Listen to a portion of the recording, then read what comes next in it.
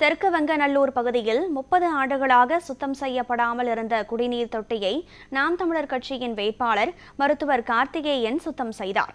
விருதுநகர் மாவட்டம் ராஜபாளையம் அருகே உள்ள தெற்கு வெங்கநல்லூர் பகுதியில் சுமார் 10,000க்கும் மேற்பட்ட மக்கள் வசித்து வருகின்றனர்.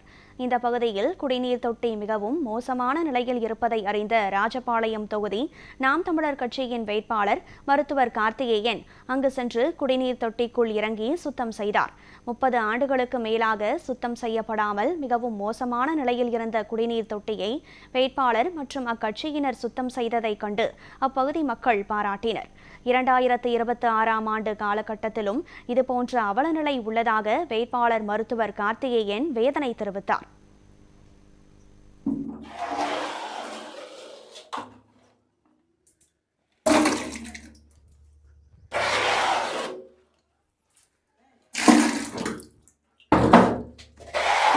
தண்ணியை பயன்படுத்துறவங்க 2000 பேர் பயன்படுத்துறாங்க இந்த தண்ணியை. என்ன ராஜபாளையம் மக்களே, இது ட்ரைனேஜ்னு நினைக்கிறீங்களா? ட்ரைனேஜ் கிடையாது. இது தெற்கு வெங்காநல்லூர் என்ற ஒரு ஊரில் இருக்கிற தண்ணி டேங்க்.